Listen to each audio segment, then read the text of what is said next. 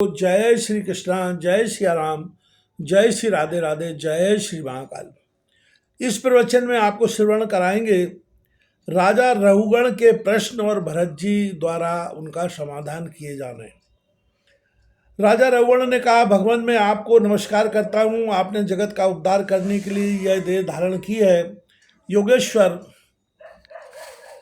अपने परमानंदमय स्वरूप का अनुभव करके आप इस स्थूल शरीर से उदासीन हो गए हैं तथा एक जड़ विप्र के वेश में अपने नित्य ज्ञानमय स्वरूप को जन साधारण की दृष्टि से ओझल किए हुए। मैं आपको बार बार नमस्कार करता हूँ। ब्राह्मण जिस प्रकार ज्वर से पीड़ित रोगी के लिए मीठी औषधि और धूप से तपे हुए पुरुष के लिए शीतल जल अमृत तुल्य होता है, उसी प्रकार मेरे लिए जिसकी विवेक बुद्धि को देहाभिमान रूप विषैले सर्प ने डस लिया है, आपके वचन अमृतमय औषधि के समान हैं। देव, मैं आपसे अपने संशयों की निवृत्ति तो पीछे कराऊंगा। पहले तो इस समय आपने जो अध्यात्म योगमय उपदेश दिया है उसी को सरल करके समझाइए। उसे समझने की मुझे बड़ी उत्कंठा है। योगेश्वर, आपने जो यह कहा कि भार उठाने की क्रिया तथा उससे जो श्रमरूप फल होता है वे दोनों ही प्रत्यक्ष होने पर भी केवल व्यवहार मूलक ही हैं, वास्तव में सत्य नहीं है। वे तत्व विचार के सामने कुछ भी नहीं ठहरते। सो इस विषय में मेरा मन चक्कर खा रहा है। आपके इस कथन का मर्म मेरी समझ में नहीं आ रहा है। जड़ भरत ने कहा, पृथ्वी पते यह देह पृथ्वी का विकार है, पाषाण आदि से इसका क्या भेद है। जब यह किसी कारण से पृथ्वी पर चलने लगता है तब इसके भारवाही आदि नाम पड़ जाते हैं।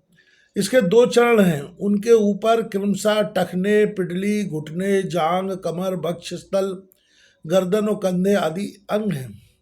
कंधों के ऊपर लकड़ी की पालकी रखी हुई है, उसमें भी सौवीर राज नाम का एक पार्थिव विकार ही है, जिसमें आत्मबुद्धि अभिमान करने से तुम मैं सिंधु देश का राजा हूँ यह प्रबल मद से अंधे हो रहे हो, किंतु इसी से तुम्हारी कोई श्रेष्ठता सिद्ध नहीं होती।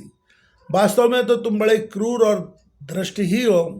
तुमने इन बेचारे दीन दुखिया कहारों को बेगार में पकड़कर पालकी में जोत रखा है और फिर महापुरुषों की सभा में बढ़ चढ़कर बातें बनाते हो कि मैं लोगों की रक्षा करने वाला हूँ। यह तुम्हें शोभा नहीं देता।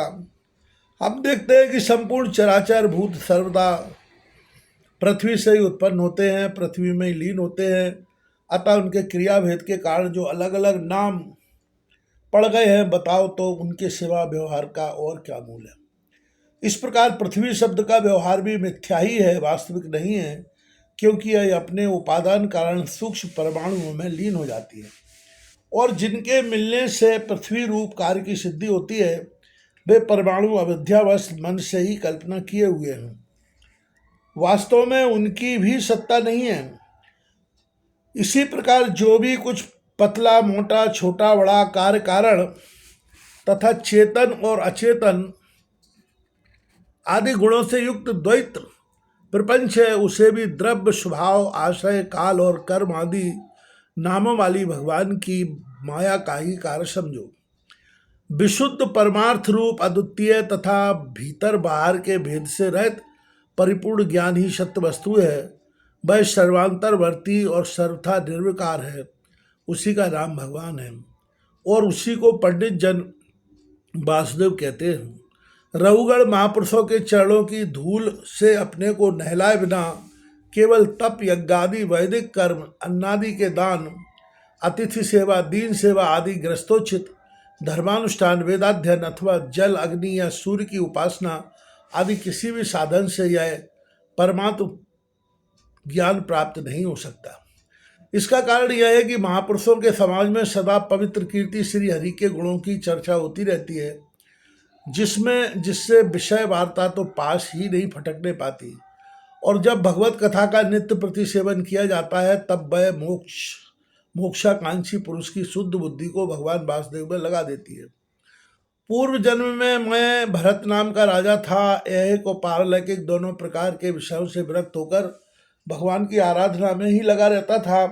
तो भी एक मृग में आसक्ति होकर अगले जन्म में मृग बनना पड़ा।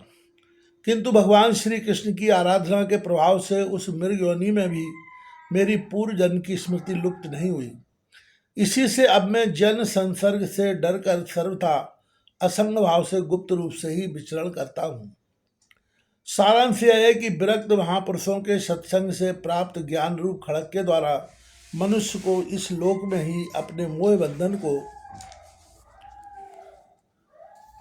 काट डालना चाहिए। फिर श्री हरि की लीलाओं के कथन और श्रवण से भगवत स्मृति बनी रहने के कारण वह सुगमता से ही संसार मार्ग को पार करके भगवान को प्राप्त कर सकता है। इस कथा का तात्पर्य यही है कि जिस किसी भी विषय में हम मन लगाते हैं, हमारा जो अगला जन्म है वो उसी के अनुकूल हो जाता है। इसलिए हमें अभ्यास ये करना है कि हमारे मन में किसी भी वस्तु के प्रति कोई आसक्ति ही न रहे, न नाते रिश्तेदारों के प्रति, न धन संपदा के प्रति, न देह के प्रति, क्योंकि वास्तव में हम देह नहीं हैं, हम चिदानंद स्वरूप आत्मा हैं। और जब हमें यह ज्ञान हो गया यहाँ हमारा अपना कुछ नहीं है, सब भगवान का है, भगवान की ही सत्ता से है, हम तो एक भगवान की कठपुतली मात्र है, भगवान जैसा चाहते हैं वैसा हमको चलाते हैं। इसलिए हम भगवान के समक्ष उच्चतर सत्ता के प्रति समर्पण कर दें और सुखपूर्वक बिना किसी के प्रति आसक्ति के अपना जीवन चलाएं और देह छोड़ने के बाद भगवान के परम धाम की प्राप्ति कर लें।